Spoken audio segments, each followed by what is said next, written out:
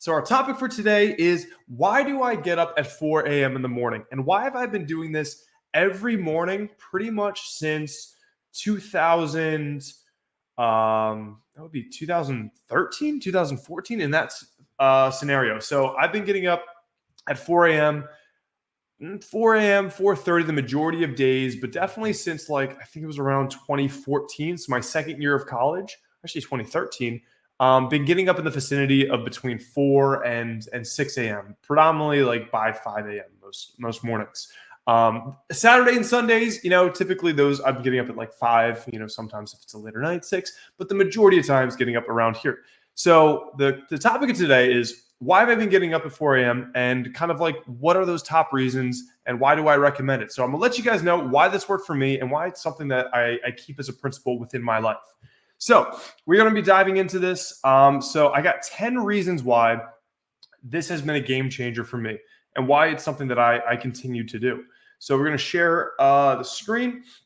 And so the first reason, so why get up early? We're going 4 a.m. or to 5 a.m. Because there's been a variety of times where it's been some seasons of 4:15 a.m., sometimes it's been 5 a.m., but why predominantly do I value these times and why maybe should you give it a go? So first off, how I got started with it.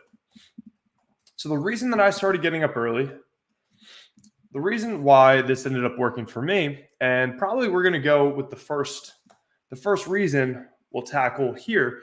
So the reason that I got started up getting up around, so for me, this was about college. So this was, I think, freshman year of college, sophomore year of college, we'll say. And so I joined the crew team. So my freshman year of college, I wasn't good enough to play any sports. I was a pretty decent track athlete back in high school. I was 10 inches away from our school record in the javelin throw. Wasn't very good at discus. I was okay at shot put.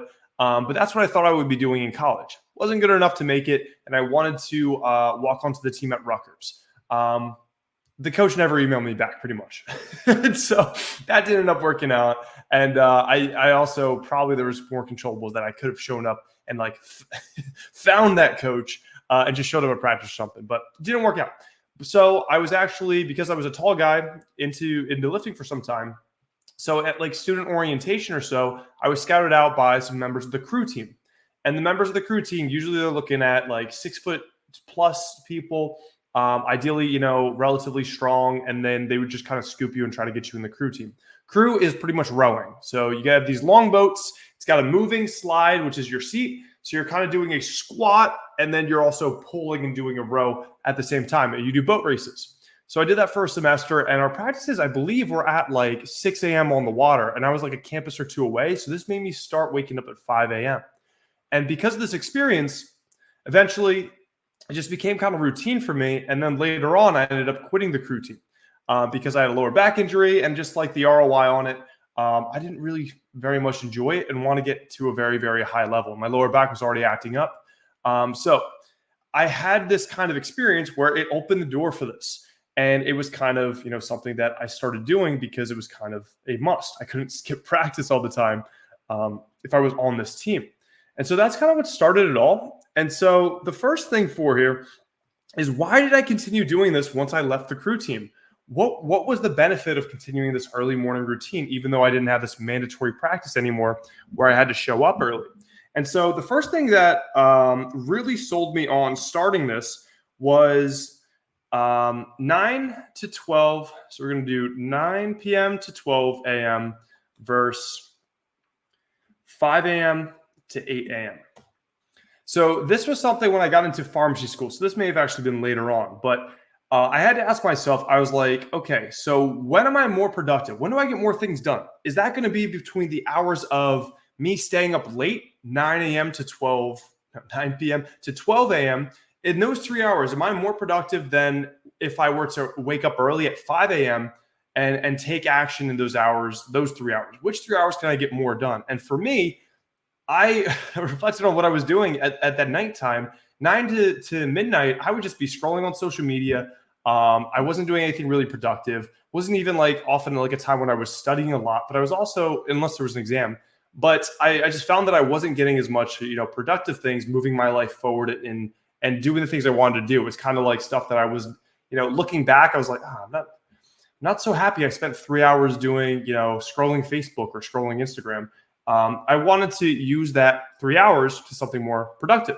So I reflected and I was like, can I be more productive with the hours 5 a.m. to 8 a.m. and probably get more ROI on my time, and also just feel better about kind of the decisions I'm making. So it was kind of the first piece where that kind of sold me on it, is which 3 hours am I going to get more stuff done? And for me, it was going to be the morning hours. And for me, what I filled those morning hours up with was actually just getting my training session in. I used to train in that early college time. I would train at like 9 or 10 a.m. But after, doing crew, getting into this more early morning situation, then kind of like adopting that, I was now starting to work out at 5 a.m. the gym didn't open until I believe it was 6 a.m. So with that being said, why did I continue this? And so the gym is empty at 5 a.m. or when the time it opens. So Rutgers. So I went to Rutgers. And so the first reason why I think that waking up early is useful, especially from like a fitness context, is there's only 2 times where the gym is like completely empty. There's a lot of times, but the gym is always completely empty the minute that it opens up. So if you struggle because there's so many people in my gym, I can't get a quick workout, or I'm intimidated by all these people trying to get their workouts in, and I'm just like, I don't want to get in people's way. If you get there the minute the gym opens, it's going to be when there's the least amount of people in there. If you're the first one through the door, it's empty. And so this was useful to me. Back at Rutgers, there was only 2 squat racks at Werblin Recreation Center, Bush campus, back your boys, the stopping grounds. And there's 2 squat racks. So if you were not one of the first like 2 people in the front door, and you're not in this group of people that pretty much like just all met up around like 5:55 a.m. in front of the doors, if you weren't in that group of people, like you weren't getting to a squat rack. This was back when I did powerlifting too, and I would, for better or for worse, I'd be at that squat rack for like 60 minutes or sometimes even 90 minutes. This is where I met one of my best friends, actually. Shout out to Kev, Kevin Squared. And so for me, I would have had to tack on an extra, 30 minutes to my workout, because sometimes it's just, especially with different heights and the way that those squat racks were situated, it was hard to work in with certain people at certain times. So it was that much more a sense of urgency for me to get in early to make sure that my workout is as quick as possible, because during powerlifting, you can have 3-hour workouts and they do take a while. So I was trying to minimize that as well and get it done before my classes started. So that was something that was useful to me. So if you're somebody that struggles with efficiency in the gym, there's no one in there. If you're someone who struggles with that gym intimidation, there's no one in there the minute the gym opens. So that may be a useful time for you to get in there. And so this also will allow you to get faster workouts, because less people in the way, less people you have to work in with, you're going to be able to get through your workouts much quicker. So if time is of the essence, use the mornings. And so now we talked a lot about, fitness-wise, why is this going to be useful? And so the next one I have, I may actually have 11 things here, but this is going to be more in terms of productivity, but cannot be bothered. Alone time. It's quiet. And so during the early mornings of the day, let's say that you don't go immediately to the gym. You wake up first thing, you go to the gym. You can do that. That's what I like to do. But if you're someone who's just an early riser, and like not many people are up between the hours of 5 a.m. and 8 a.m. So if you're somebody too that the day just kind of takes you away, you get all these text messages throughout the day, you feel the need to respond to all of them. If you're able to get up before everybody else, before this onslaught of text messages, you're going to be able to get that peace of mind and really set up your day for success. You're prepared for the day. You can get the annoying things that are lingering on your mind done. That's like, man, I still have to get to that thing. But now you have a 2-hour block or a 1-hour block where you can just get ahead of those things. And I feel that sometimes that peace of mind, we're just like, you have less stressors going on at all times. Also, if you just like to read a book or do anything, this is that time, those morning hours, just where like you don't have anybody, knocking at the door. You don't have, again, text messages, emails, the workday getting ahead of you. I think it's a good time to kind of be able to focus on your hobbies or focus on kind of the things that you want to do without kind of having any, pressures outside of what you want to get done with that time. And so I find that's very valuable too. And sometimes just like, it's so hard in today's day and age of 2024 to just get that time alone, get that time without being bothered by like our cell phones and all that. And this kind of plays into getting ahead of the day rather than catch up. So this is, again, kind of on the more productivity side of things. Like if you're able to get ahead, you get these deep work blocks done. So you wake up early, you're able to, in my case, I like to train 5 a.m. to 7, try to get back here around 7 or so in this office so I can get ahead of the workday before messages are coming in, and I'm just able to kind of set up the day for success. Again, before actually like things get ahead. And then I have to like kind of, find spare 30 minutes between other tasks. And then I feel like once the day gets going, it's kind of hard to find those gaps where you can really make that, do the less time intensive tasks or the less time sensitive tasks. Like if somebody has an emergency and there's a fire to put out, quote unquote, that's why you probably want to get back to those things quick. So you are on edge. I'm on edge during like the work days. Like, all right, if there's something important that comes up, you want to be able to ready to take action, get involved. But like, if nobody's up, nobody's responding, you can send out those texts. People will get back to you, or they can get back to you later. You can send those Slack messages. You can go through the emails. People will get back to you later, but at least it gives you some time to just focus on what needs to get done. And then next one, I'm just going to add this to kind of what we just mentioned. Yeah, it's kind of what I just mentioned, but there's a whole book on it. Deep Work. This is going to be by Cal Newport. I haven't read the book, but it's kind of like one of those books where the title is kind of enough for me. So it's called Deep Work, and it's just kind of like setting aside time where like you only focus on one thing. And for me, what's helped me there, quote unquote, another great book is The One Thing, and I feel like that one's really kind of knocked this home for me. By having these deep work time slots where like no one can like bother you, no one's texting you, you're alone, able to focus on the one thing that's most important. Or in this case, deep work is kind of just like getting into, things where you're aligned on one thing. You're really able to focus, be creative, etc. So they're kind of saying the same thing. But some things that help me there, I have a kitchen timer that I keep on my desk at all times. I'll usually have some caffeine, or I'll have some gum, and then I'll just knock that out to really get into my zone to get some deep work things. Like again, I think I mentioned this in the last video. I put together some retreats. We do 2 annual retreats for the Healthy Flex prescription, the program that I run. And so those are not something where, just set aside an hour and like get it all done. It's like, no, it's dedicated time. What does this itinerary look like? Who do I need to talk to? Guest speakers, what hikes? And that's going to take, a bunch of deep work times where like, I'm not on edge, kind of like trying to get back to people. So deep work blocks, really useful, especially early in the morning when nobody's bothering you. Next up, we got number 5, which is, it's kind of a mess in my notes, but number 6 technically is days feel longer. So right now it's 2 p.m. I've been awake for 10 hours and I feel sometimes I like forget. And I think like a lot of times the day just gets away from us. And so if you get up earlier in the morning, the days just feel longer. But I mean, I guess it's kind of like, because they technically are until they're not. You could always say that. So it's like your day is very long at 8 p.m., but then your day ends. And the person who, slept in, they're going to say the same thing at 11 p.m. They're like, wow, I had these extra 2-3 hours. So in that kind of situation, but like the days do feel longer. So I've been up for like 10 hours. I worked out like 8 hours ago, which is, it just feels like the day has been so much longer. And I feel like I've gotten so much more done. I've really moved the needle forward because I've dedicated that time to get things done, or my workout was more efficient. And I feel that that's really, really useful for me. And I feel more fulfilled too. And I feel, I'm not sure if this is in my notes too, but me and Nicole, we're going to be starting a family. And if I can get a lot of the deep work stuff done, the projects are taken care of. I don't have to use, the time when everybody's up and doing stuff, or maybe I want to see friends, or maybe I want to, hang with my family, etc. Like now you're not using that opportunity time. You've kind of taken that in a place where like it's not high bidded on time. Like people aren't bidding on that time to kind of get your attention. And I feel like that's something that's useful as well. So we're going to go into number 7. So number 7 is going to be, this is probably one of the primary reasons that I actually wake up early. So this is going to be 7 is start your day in the win column. That's going to be momentum. So this is one of the, I was going to say the number one, this is one of the most important or biggest reasons for me in liking waking up early.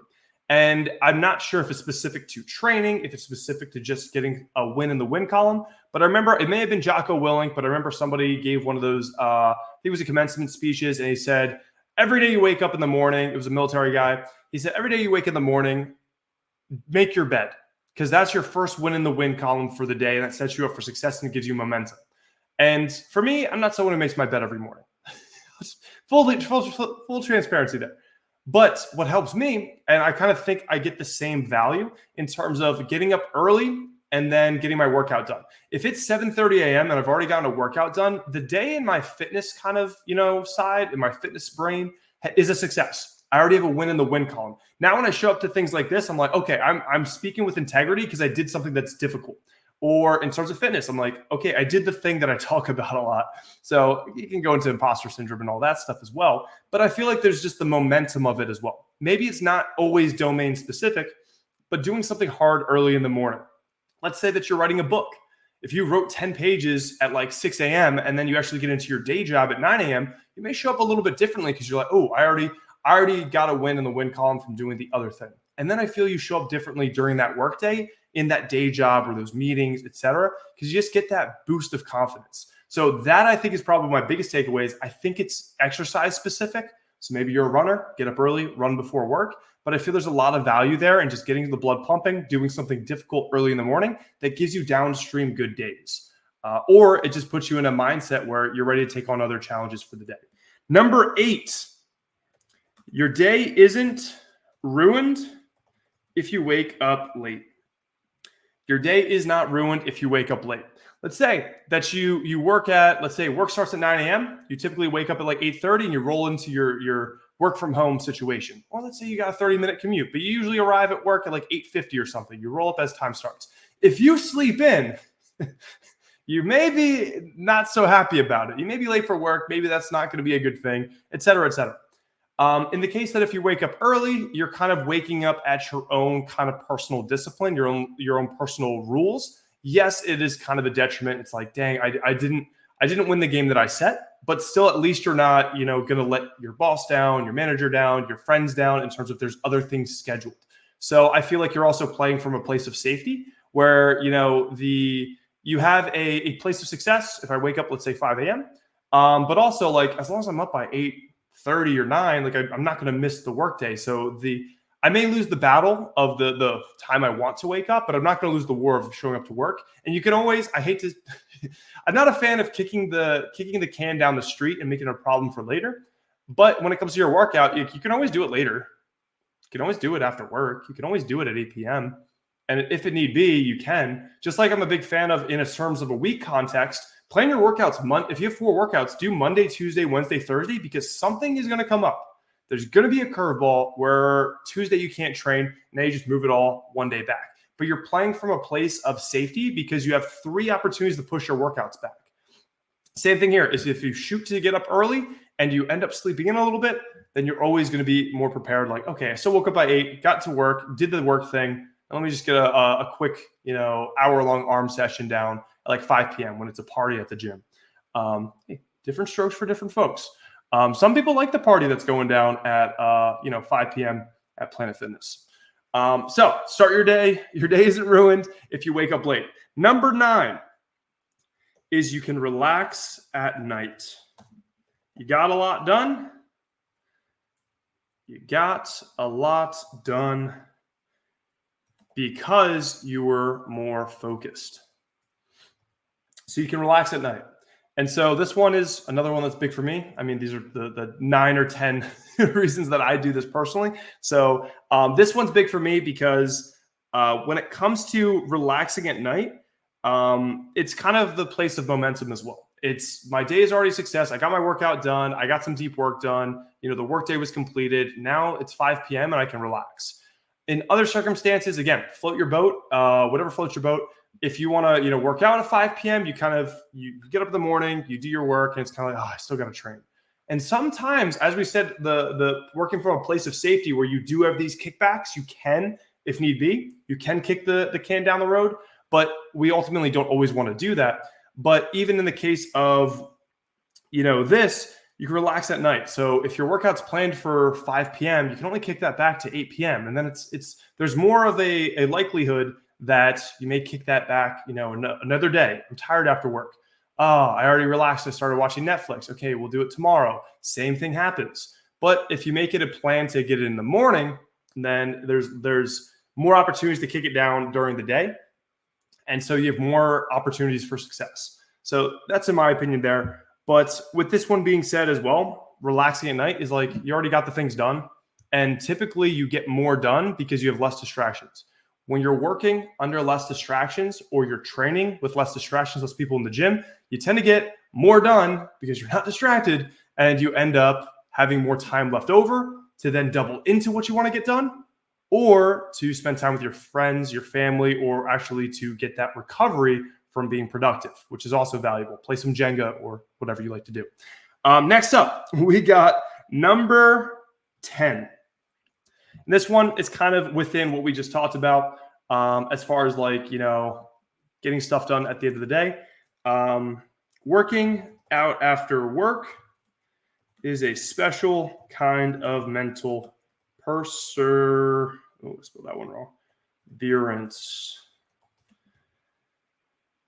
I don't think that's correct, but we're going to go with it. Perseverance. So a lot of people too, they'll say, wow, like you wake up early and you train early. Like that's so hard.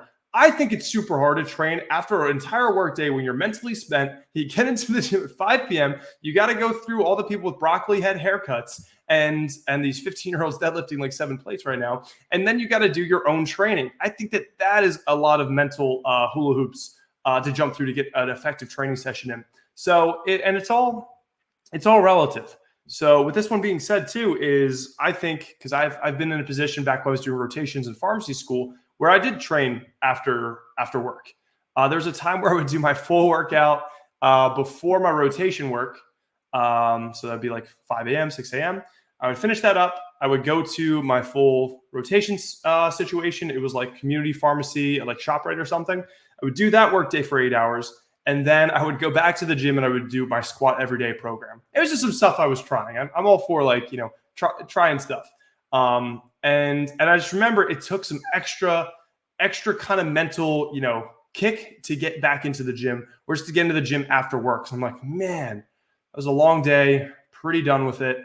And then you still got to get that workout done. So for me, total respect for anybody getting those PM sessions done in the gym. I think it takes a special mental perseverance, which I think you can put a system towards. But I think that's definitely challenging as well.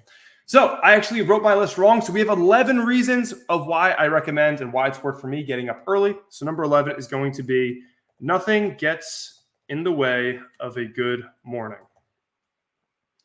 So nothing can get in the way of a good morning if you're waking up early. And what I mean by this is nothing can get in the way because if you are traveling with family, you get your training done before everybody wakes up. Your training's done. Your day's already a success. And that is, to me, a good morning.